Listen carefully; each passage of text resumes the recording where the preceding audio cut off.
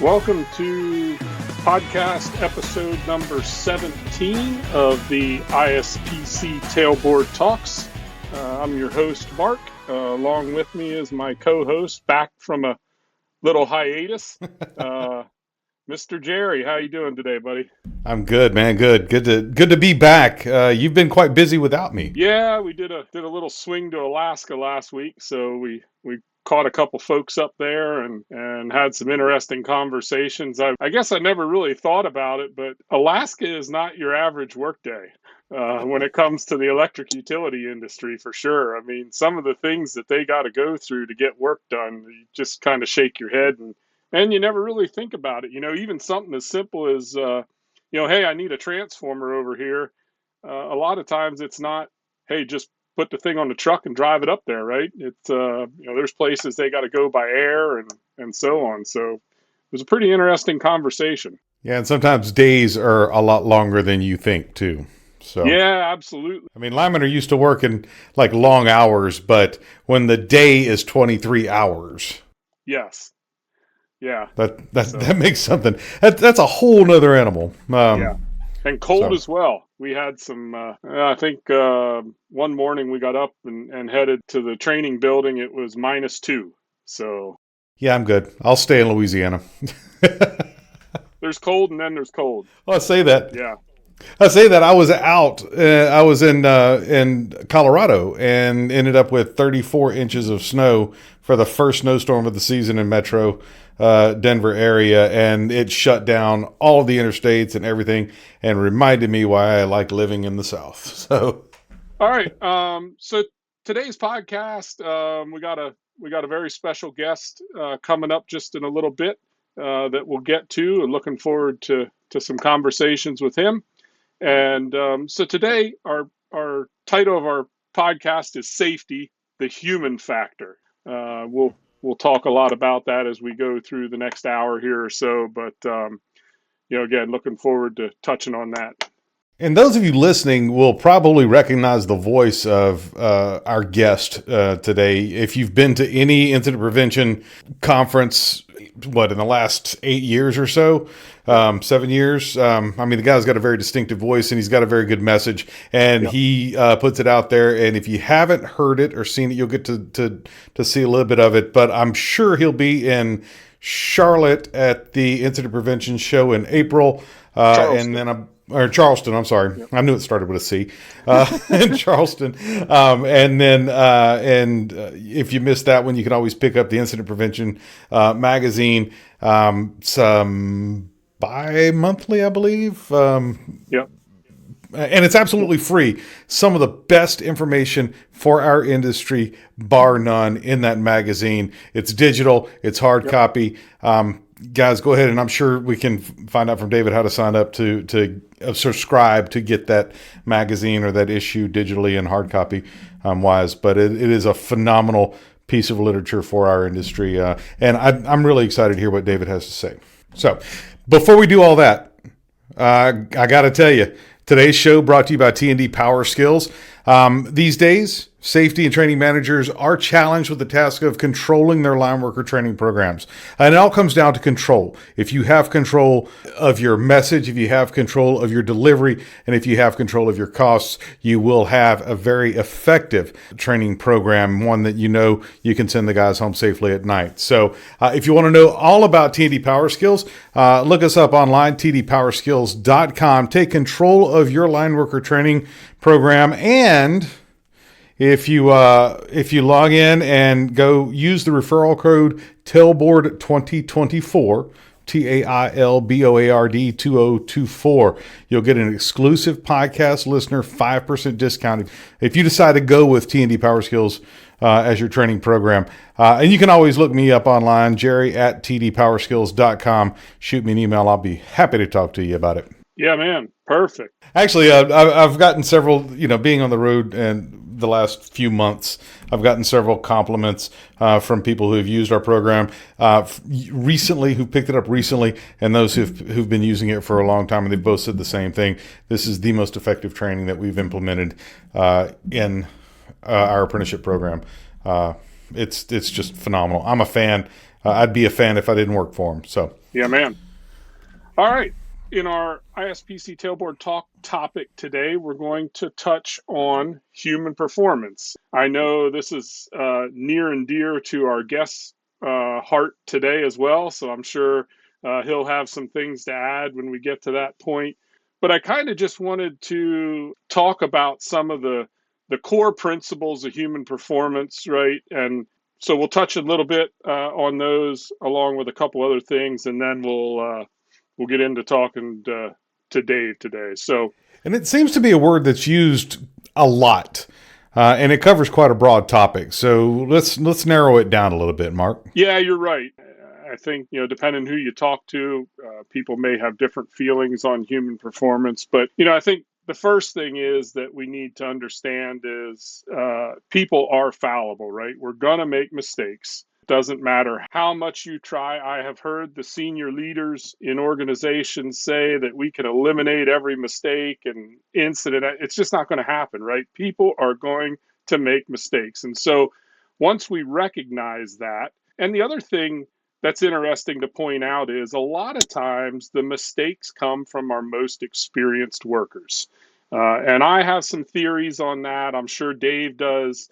It's just, I think, as time goes on and as we do more work in our career, our tolerance for risk and our acceptance of risk gets larger, right? We tend to not look at some of the more simple things as having much risk. And so I think those are some things that kind of lead to maybe our more experienced workers making mistakes versus our younger. If you're new or green to the industry, you're a little more on edge. You ask a little more questions. You ask why a little bit more. Those type of things. And as we get experience and time in our positions, some of those things tend to go away. And so it's really up to the organizations that you're working for, our employers, to develop or design systems to help the human, the employee, not to make mistakes, right? And things, procedures and processes and things like that. And, so we'll get into a little bit more of that, I'm sure, as we go through the conversation here. The other thing, another principle of human performance is error likely situations can be predicted, right? And we do it all the time when we do electrical work, right? We identify hazards, we put mitigation strategies in place to help those hazards or to keep those hazards from getting us. And that's one thing that we use. I think, we often talk about the complex tasks or the unfamiliar tasks or things that we don't do that often. In my opinion, those are the easy things, right? Because again, your awareness is heightened, you're on your game, you're thinking about it because you haven't done it in a while. I think the ones that tend to get us more are the things we do all the time, where we don't necessarily stop and think about what we're about to do, right? I do this 50 times a day. So we tend to let our guard down, right? That perception of risk gets less and less and less. Um, Behaviors is a big one, right? And while the individual has a big part in their behavior and how they look at things and respond to things, the organization has just as much of the piece of the pie when it comes to individual behaviors, right? If the culture of an organization, the leadership of an organization does not provide the proper environment for their people, they can almost guide individuals into making mistakes, right? And so, as much as the individual has a part in this, the organization has just as much of a part, right? And then, what does the organization provide their employees, right? The tools, the processes, the procedures, the training, all those things go into employees being able to work safely and efficiently day in and day out without making mistakes, right? And then I think the last one, just to touch on, is learning, right? We always have to continue to learn. One, when you talk learning, you talk training, right? And that's a big piece of it. But we also need to learn from our near misses, good catches, those type of things. Share those in the organization. Let people know what's going on. It's not out there to say, "Oh, look what he did wrong," right? That's the wrong message out. We got to be taking these opportunities to allow our organization and our people to grow and learn from their mistakes, and hopefully not get themselves in that predicament again, and at the end of the day, hopefully save somebody else from making the same near miss or near mistake that you have made. So Yeah. And going back to that, Mark, that goes back up the tier with the organizational context as well. So you have to feel comfortable to share the near misses and share the hey, this is how I messed up, and not be, afraid of the organization coming down on you and like, oh, all that, the manly macho stuff that has been yeah, that we've done, in the past. So you have to yeah, create that good environment to share those misses and those catches and those, not being afraid to seek out the learning opportunity from it. and that truly has to come from the top down. Mm-hmm. If there is any individual in your senior leadership tree that does not believe in openness and learning versus retribution or discipline when it comes to incidents, your Mm-hmm. people will not report, because they will know in the back of their mind, if I say something, I'm going to look like the idiot, or I'm going to be in trouble, or whatever the case may be. And so it has to be a organizational culture shift. It just does. I went through it with the utility I worked at. Probably about 10 years ago, we had a new president, senior leader that came into our organization. And believe me, it was a humongous shift in what, the culture was at that organization. And it took years to get there, but they finally did through his persistence and basically telling his leadership team, listen, this is how we're going to do it. You can disagree with me. I'll explain my reasonings, but this is how we're going to do it. And we are going to be an organization of learning, not an organization of discipline. And it it will bear the fruits of your labor if you just give it time to get there. Yeah, and again, like you said, it takes years. It can take years to build, but inversely, it can take just that long to tear Yep. it down. So you got to be Yeah, careful. Be very conscious of the environment that you are building. that's right. Yep. So, Now, Mark, I know we've got a little bit more on the key components, but yep. before we get it, I would like to go ahead and get David in here Yeah. and have him speak a lot more on that, because he is a published author, twice Yep. published author Yep. of a couple of books, and he's spoken on this a couple of times, but Yeah. just a So, few, so right? let me, why don't I just go ahead? I'll jump ahead just a little, and then we'll come back and finish up our tailboard talk. But Yeah, let me just, I'll go ahead and introduce Dave, and then we'll finish up our tailboard talk and get his input, and then we'll move on to our guest segment. So, absolutely. without further ado, if you haven't realized it by now, our guest today is David McPeak, who is the Director of Education and Professional Development at Utility Business Media. He's also an author, has a couple books out, Frontline Leadership, The Hurdle, and Frontline Incident Prevention, The Hurdle. And so, welcome, Dave. It's a pleasure to have you, man. Mark, Jerry, thank you. It's an honor to be here. What I hope right now is I don't ruin what you're doing. And that tailgate talk is fantastic. No, I'm taking some notes. no. Actually, man, I wanted you in here on this because what we have lined out to talk about in the tailboard talk is the stuff that you actually teach on and speak to. And I am not that guy. I'm the color commentary here, so I figured we'd get you in and have a little more intelligent conversation on both sides with me in the Yeah, middle.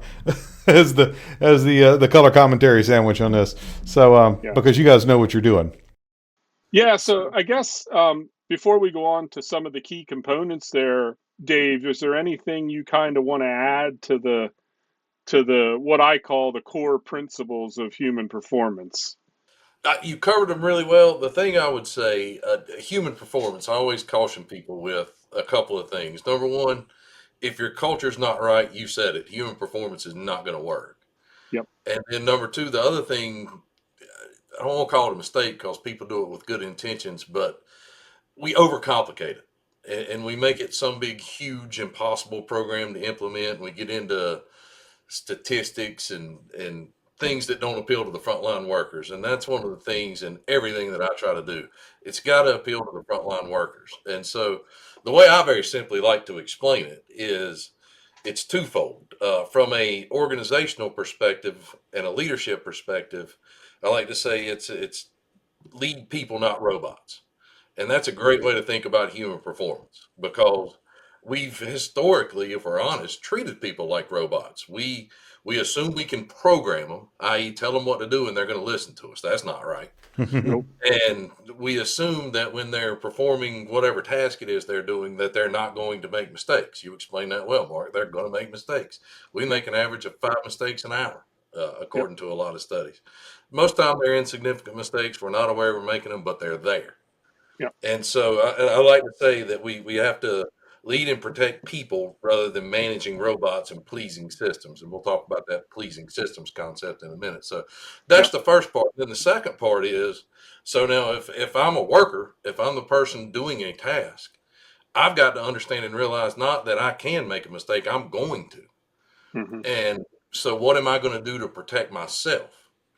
And then this becomes a challenge because the better organizations and culture and human performance get at protecting people, and holy cow, the PPE and the protective equipment that we've got now, the more people feel protected, the less they feel the need to protect themselves. And so it starts with risk tolerance and then overconfidence both in yourself and protective equipment.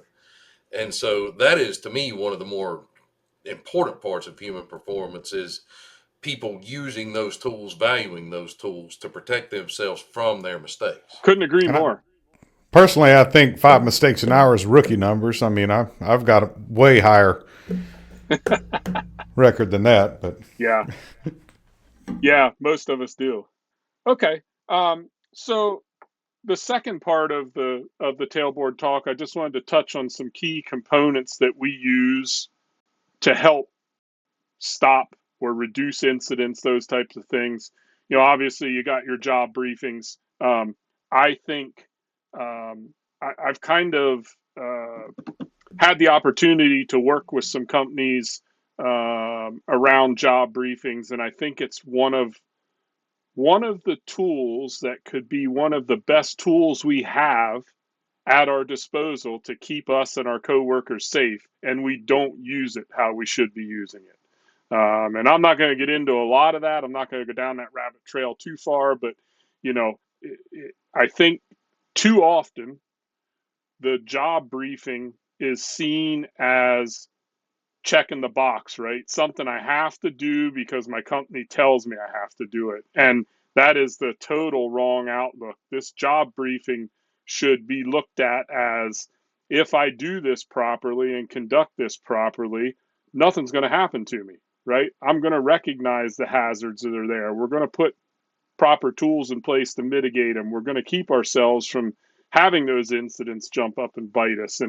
And so shifting that mindset is a monumental task in our industry. So again, I don't want to go too, we could probably have at least a full podcast on nothing but job briefings for sure. And yeah. I don't know, maybe write that one down, Jerry. That might be Dave's second visit after the new year. Maybe we'll have to bring him back for round 2. Then there's some other things, right? You got self checks and peer checks, and stop work authority is a big one. I think, some companies do it well. Some are still missing the boat on stop work authority. They say they do it, but, their culture would suggest differently, right? And then, we have to, again, I don't want to stress on it too much, but you have to have that leadership and culture that's willing to give you the tools and the time to be able to do this stuff, right? It's not, it takes what it takes. right? If you're going to do a proper job briefing and hazard identification and mitigation and those type of things, it takes what it takes for the job at hand. It can't be, well, you got 5 minutes to do your tailboard, right? Or whatever the case may be. It's got to be, the time's got to be given and the support's got to be given from leadership to reinforce these things and to provide feedback where feedback is needed, right? Another thing that tends to, I guess two more things that tend to play into this human performance or how humans perform. One is fatigue, right? And we often we just went through in the utility industry one heck of a last 2 months, right? With probably half the country in Florida and Georgia and North Carolina working, just extremely crazy hours, and understanding that as people get fatigued and they get tired and they get foggy in the brain, things don't work as well, right? We have to even put more steps in place to recognize that and understand that, it's no different than if you're driving down the road and you've been on the road for 10 or 12 hours, you are just not as clear as you were when you started out that morning. And so we got to recognize that. We got to do other things to help keep our people safe when those long hours come into play.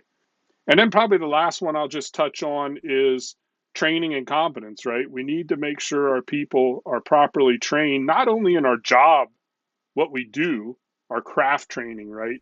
But doing proper job briefings and all this human performance stuff, you got to be trained in it. You got to understand it. You got to know why you're doing it so that you can be effective in doing it, right? It's not just, oh, hey, go fill out this piece of paper, document what you think you're going to run into, and go on down the road. So I think there's definitely some improvement opportunities there as well. So I'll shut up. I'll let you guys add it. We've talked in the past, Mark, about teaching the why of things, not just the how. The how is always going to be the how, but the why is going to be different every time. Sometimes, I mean, you've got, why are we doing the job briefing, and why are we mentioning the things that we're mentioning on this job briefing? Why are we doing this? And that changes. Those whys on that specific job briefing are going to change multiple times throughout the day sometimes. Yep. So you have to, then that changes the whole scenario. No, I couldn't agree more. Right, David? So, yes. And somebody set a timer and stop me about a minute from now, because the job briefings, right, in human performance, you got modes, you got traps, you got triggers, you got tools. And it's a trigger for me every time I hear the word. So I mentioned this concept earlier. I call it pleasing the system. And job briefings is where that manifests itself worse than anywhere I've ever seen. And again, it's with good intentions, but it's safety people and management that have ruined job briefings, because how do we evaluate them? We look at the form, and what are we entirely focused on? Getting that freaking form right. And so what is then the folks in the field, what are they focused on? Getting the form right. And here's the thing. There is no way in a 10-minute, I don't care if it lasts 30 minutes, in the start of the day before you go to work, that you're going to plan out and do your work for the day. So 2 quick thoughts about job briefings for me.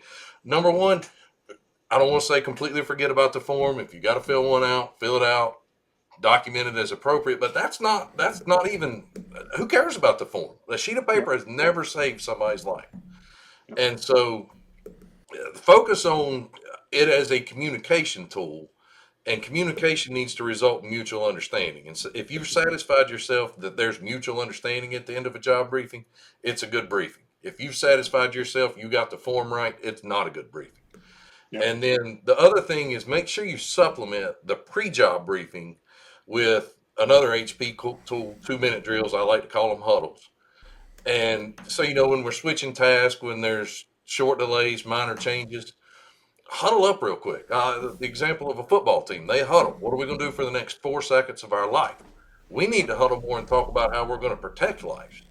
Yep. And then also the after action review, a post-job briefing. And so think of job briefings more as a process than that one-time singular event, with the goal of making ourselves safer and not the goal of getting that sheet right. So I did pretty good for my job briefing soapbox there. Yeah, I like to say, Dave, similar to you, right? The way I look at it is the morning job briefing, right? The initial job briefing to start the day is the plan, the original plan, right? Here's what we think is going to happen. But then you are absolutely right. If you aren't having at least 2, 3, 4 huddles throughout the day, you're not doing it right, because I have never in my life seen a job that went exactly how you planned it on that morning job briefing. It just doesn't happen. And then the second thing that I've been really stressing when I go out and work with companies, and part of that training is the job briefing, is this thing is meant to be a conversation between the work crew.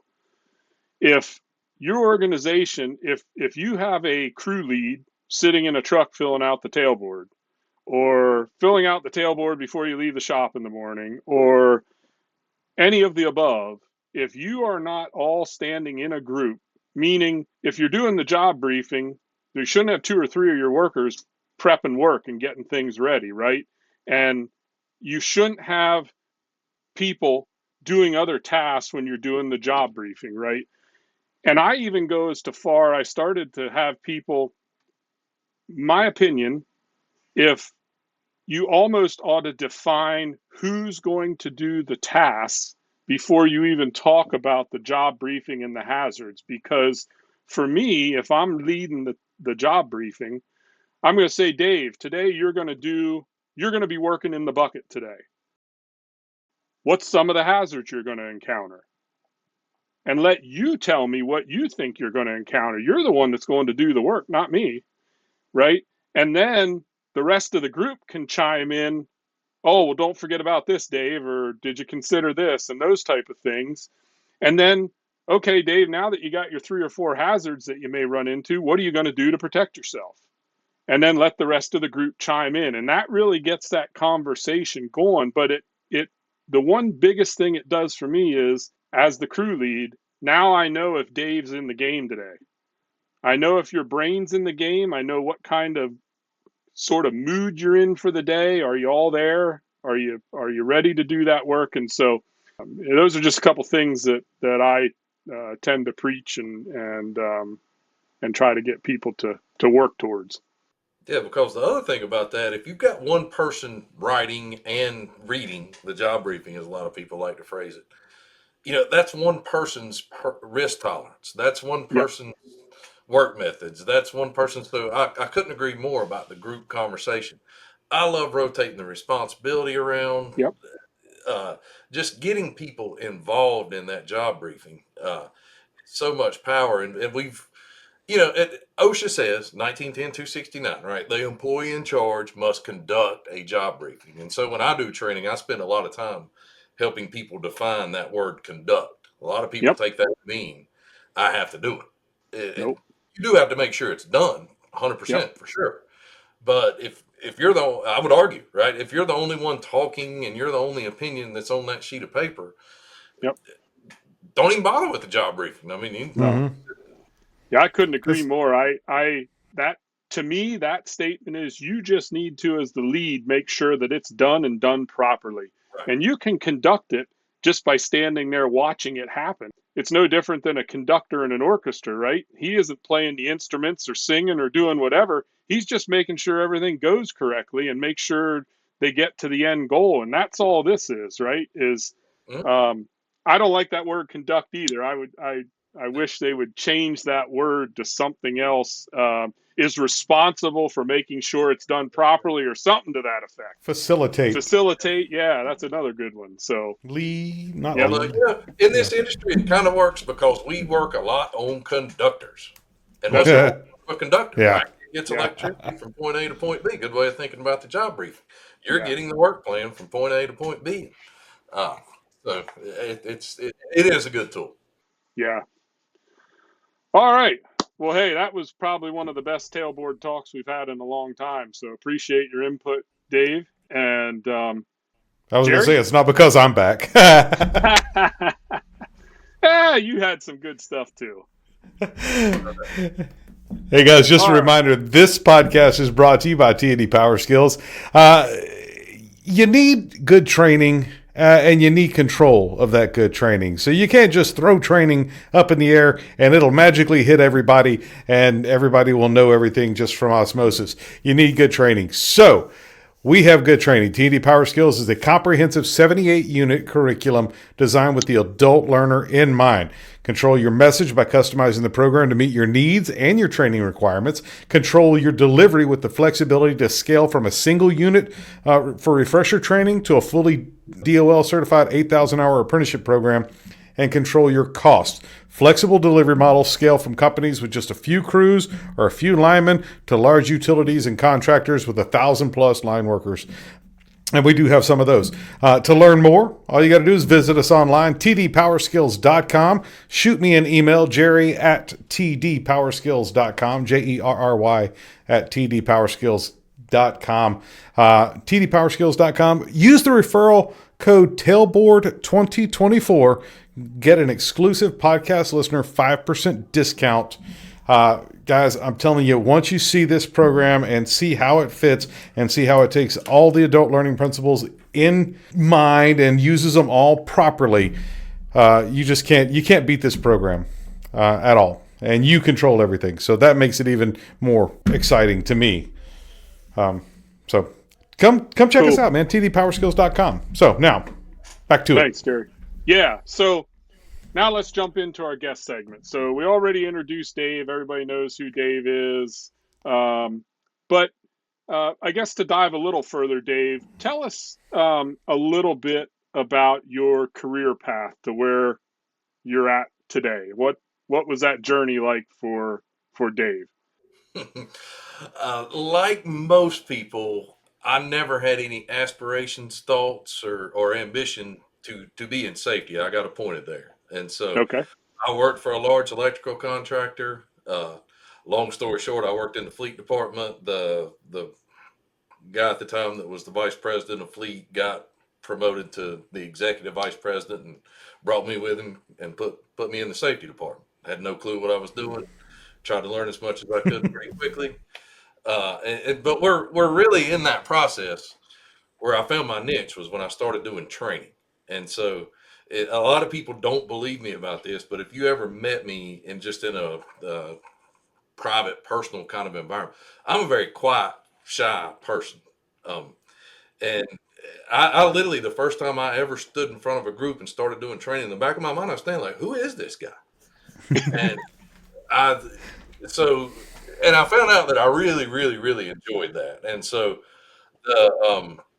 the experience there, I worked there for about 10 years, and that was just absolutely fantastic.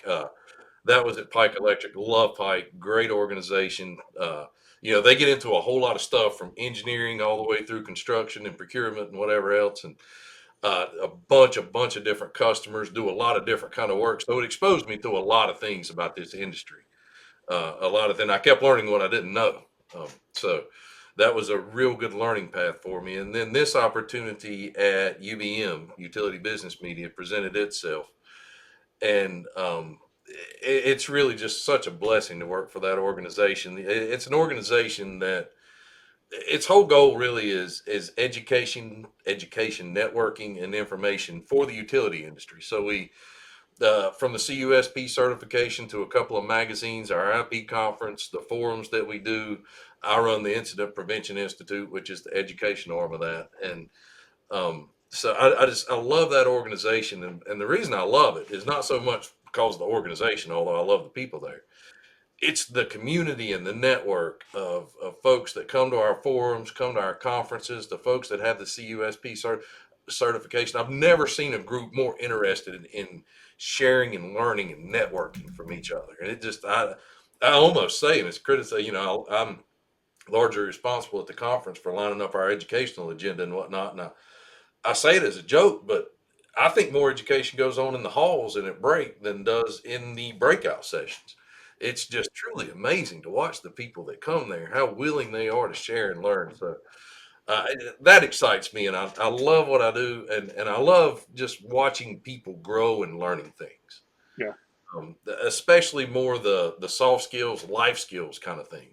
Hmm. The better you are at communication, we were talking about job briefings. You're going to do better job briefings. The more you understand concepts of leadership and culture, the more you're going to be able, as Jerry said earlier, to explain the why and not just the how. And so that's a lot really of what we focus on is the more the art of safety than the science of safety, if that makes sense.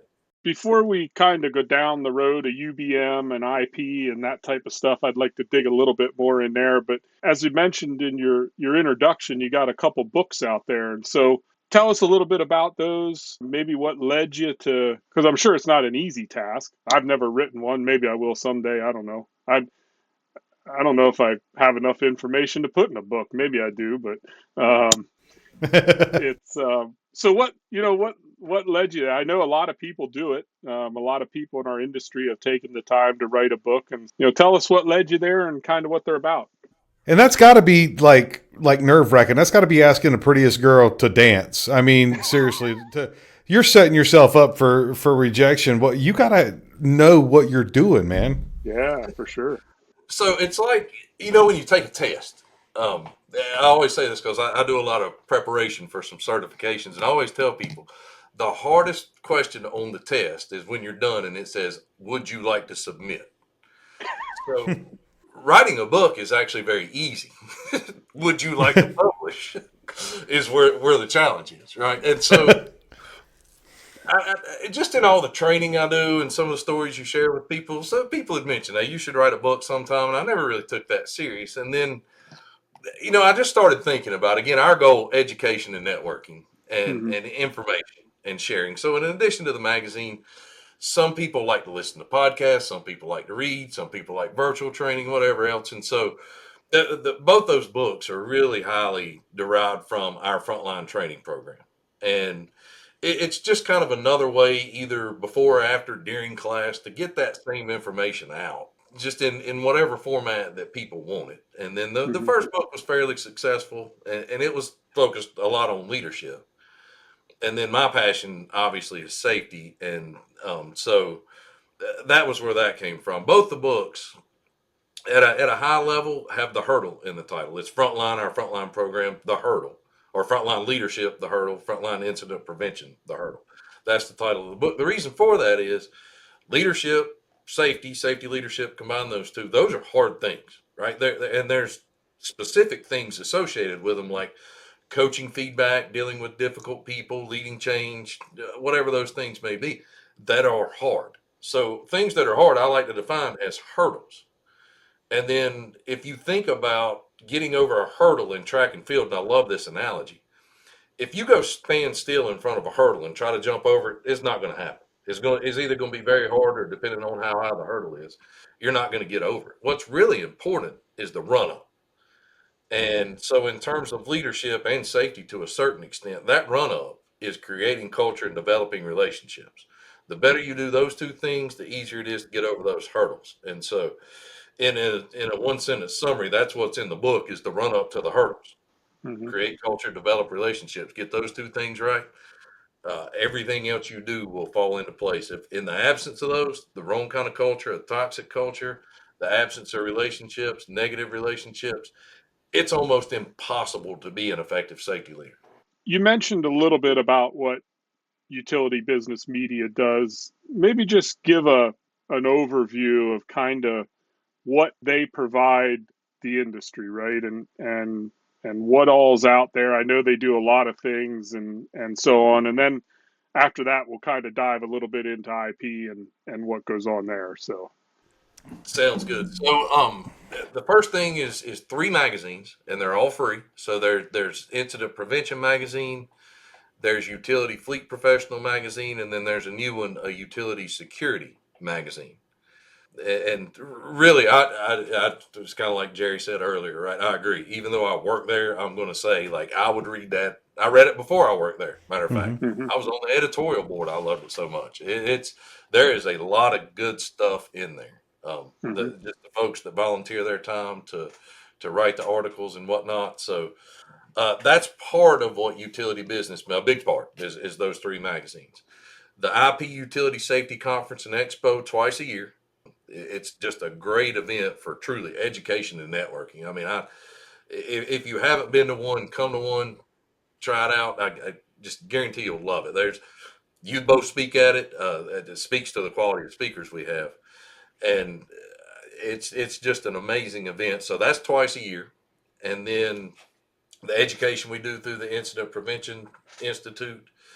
One of the highlights of which, another free thing that we do, and honestly, one of my favorite days of the month, and I'm not joking when I say that, is it's usually the second Friday of every month at 11 o'clock Eastern time, is our IPI forum. And what the IPI forum is, it's in a virtual format. You log in through Zoom.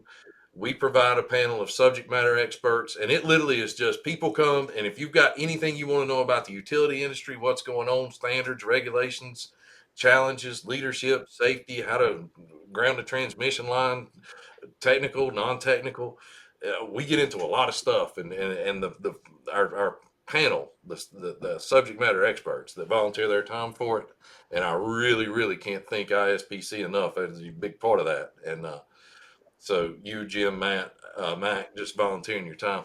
But it's just such a good opportunity for people to come network a little bit. And I love the fact how many questions get submitted ahead of time. There's a LinkedIn group with it too to kind of keep the conversation going. But that's definitely something everybody should check out is that forum. It is just, I say all the time. I mean, if you can get in front of the likes of a Mark or a Jim Vone or a Danny Rain and be able to ask them questions for free and let them answer it. We used to call that Stump the Chump when it was just Jim and Danny early on. And they named it, not me. I'm not making fun of it. That's where they go. And I still issue that challenge every now and then. You know, if it's November now when we have the forum, hey, before December, somebody try to think of a question that Jim and Danny cannot answer together. 2 months ago, somebody had one, at least during the live forum, that they weren't sure about. They answered it. And with the caveat, you know, we're not sure, we're going to go look this up. Guess what they found out? They were right. They were 100% right. And so, always. I mean, don't miss that opportunity to get in front of people like that. And just to be able to talk to those two and get their, so I've seen both of them at an IP conference. Both of them went overtime because nobody wanted to leave. They were getting inundated with questions, and it was just it was a like you said, it was a stump the chump thing, but they were just asking questions left and right. And you had guys that had been in the industry for 15 years, and you had guys that were first year apprentices, and they were answering questions to each level in between and doing it improperly. So if you have, like David said, if you have the opportunity to make that forum, that online forum, dude, don't miss that. If it's free, yes, please. Yes. You know what? And I say this very intentionally to give Jim and Danny both a huge compliment, but do you know, both at the IP conference and during our forums, do you know what my biggest challenge is? Getting those two on a freaking stage or in the webinar. And what I mean by that is they'll start looking at questions or somebody's name that's logged in, and they'll bring something up and they'll start talking about it and teaching it. Or like the IP conference, Danny's the worst. Only my new strategy is we invite his daughter and he listens to her. Danny's got to be on stage at 11. But if not at 11, to their credit, Danny will be over eating lunch with a group of people teaching a grounding class at the table. Like their passion. I mean, it's one thing for people to know as much as those two do. It's another thing to be able to explain it in a way people can understand it. And then, you know, the third part of that is being willing to share. And I don't know that I've ever met that know as much as they do, can explain it as well as they can, and are that willing to share. They amaze me.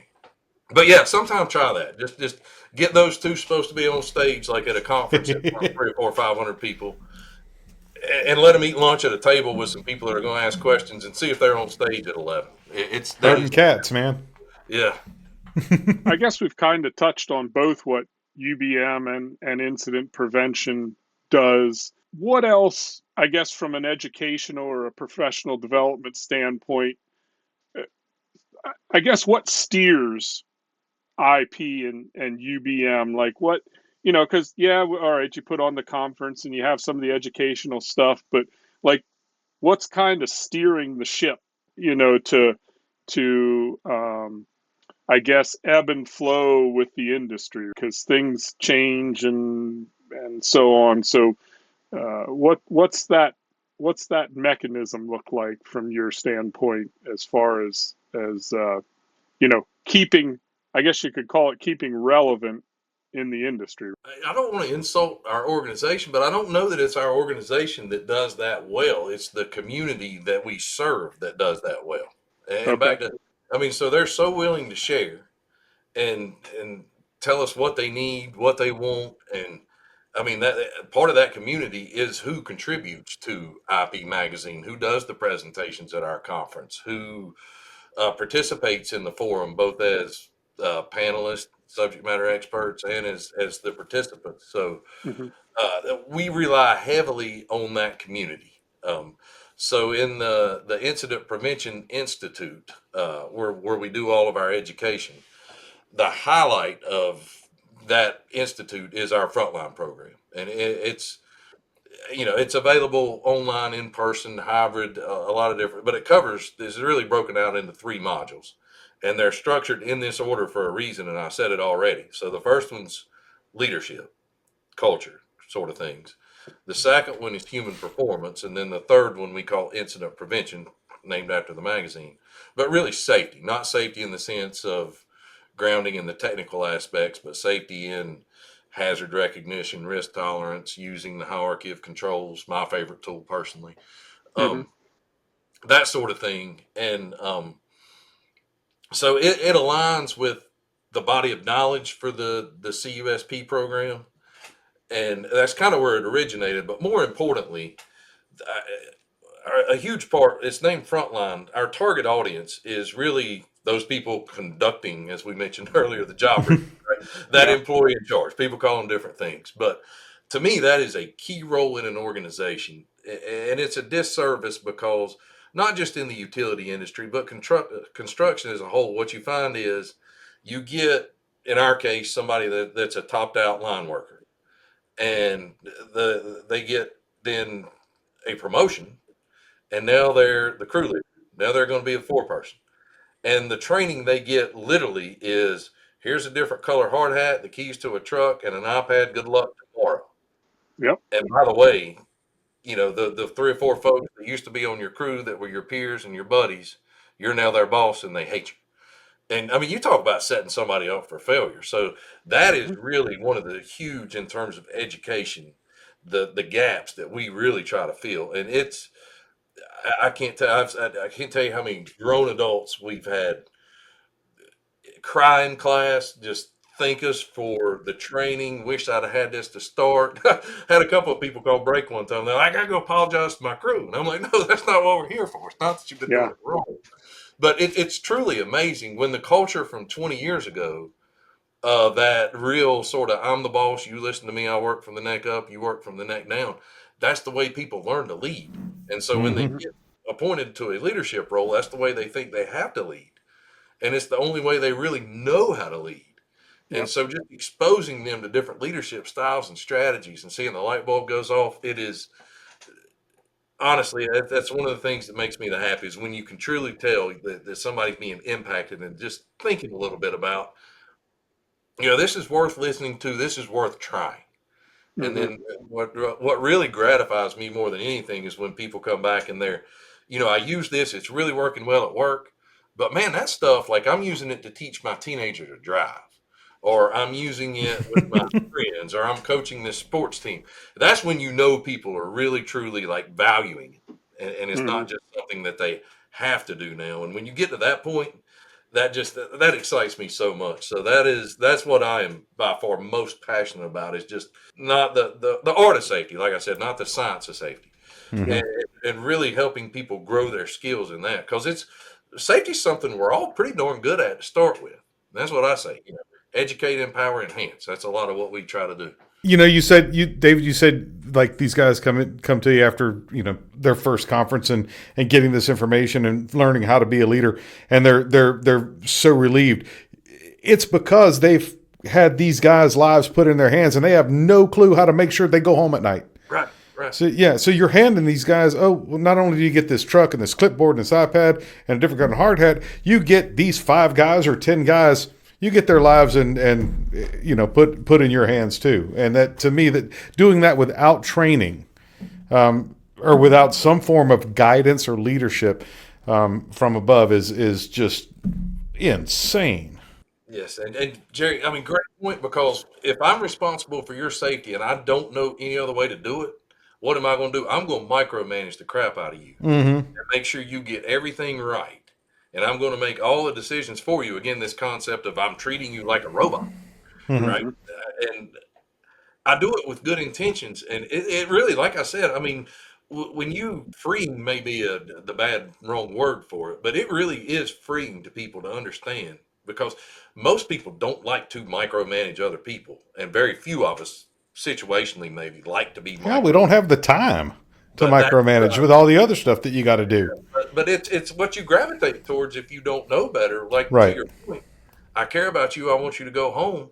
Here's how I'm going to do that, is to make all the decisions for you, micromanage you, and make sure you get it right. And that's going to work, but that's also, to your point, a lot of work, a lot of effort, and a lot of stress, and it's unsustainable over time. It drives that wedge between the worker and the manager, and it's a booger all the way around for sure. It's really about setting clear expectations of what you expect of your people, right? And I give a good example. The last supervisor I worked for before I became a supervisor was that micromanager, and I hated it. And he'd call you a couple times a day. Hey, how's things going? Need anything? Blah, blah. And we'd tell him all the time, listen, you don't have to call. If I got a problem or I'm running, don't worry, I'll let you know. Right. But it was something as simple as, when I became a supervisor, I vowed I would not be like that individual, right? That just wasn't. And I grew up in the air, like you talked about, Dave, where, just do what I tell you. Do it this way, whatever the case may be. But, from that conversation, when I became a supervisor, I just simply told my crew, hey, the expectation is when I give you work for the day that by the end of the day, the work will be done. If everything goes right, the jobs you're given for the day should be done that day, unless it's a longer project. And then you'll know that, right? Hey, this is a 2-day project or a week-long project, whatever the case may be. And then that's your expectation to complete. But I just set a clear expectation with my crew that said, hey, by 2:00 in the afternoon, if you aren't going to get done today for whatever reason, you ran into problems, whatever the case is, you need to call me and say, hey, we ran into problems. We're not going to get done today. We're going to have to come back tomorrow and finish it up. And just that one expectation cleared all that micromanaging that we used to have to deal with.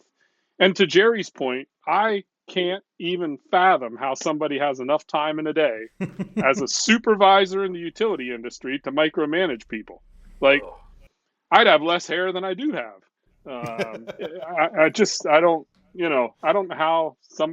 know why somebody would even want to be there. And a lot of it is trust, right? You got to trust your people and know that they have the best intentions and they want to do right and all those kinds of things. So yeah, it's sometimes a tough thing to deal with, but there's definitely things you can do to set yourself up for success when it comes to that leadership role. So.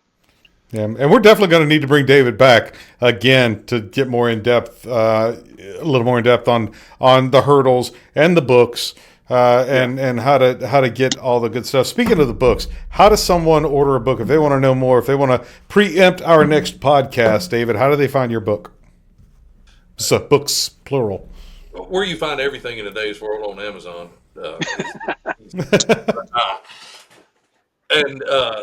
you can go to our website, incident-prevention.com, and you'll find it there. But Amazon's probably the easiest route, and it'll be there by 10 o'clock tomorrow morning. They're amazing. Yeah. Cool. Incident-prevention.com. Also the same place you sign up for the Utility Safety Conference and Expo. It's in April, It's I believe. April. The last week of April. So actually April 29th to May 1st in Charleston, South Carolina. Fun place to come to start with. Great location. It's going to be a good conference. The call for presentations is out right now. So if anybody wants to submit for that, we've got some speakers already lined up. So it's going to be a fantastic event, and I hope to see everybody there. From an exhibitor standpoint, it's always a phenomenal show. From a speaker standpoint, it's a phenomenal turnout with eager participants. And just, guys, do not miss an opportunity to go there. Also, that's a great venue. I think it's 4 years ago that y'all were in Charlotte last time. Was it about that 4 years ago? No, 5 years ago, right before COVID. We were in Charlotte. Got to go to the NASCAR museum.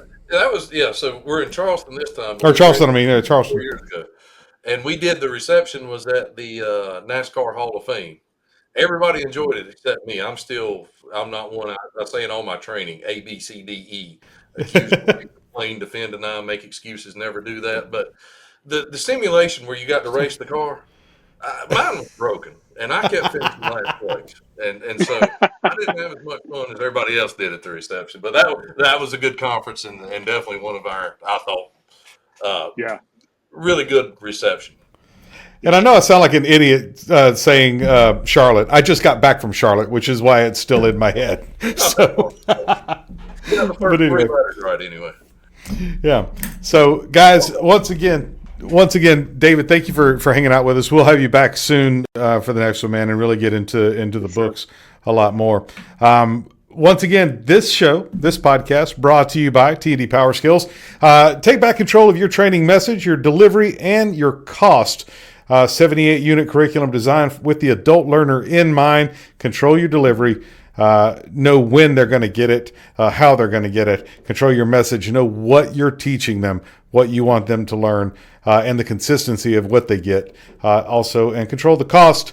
All you got to do is give me a holler. We'll find the delivery model and method specific to what you need, and it is truly customizable.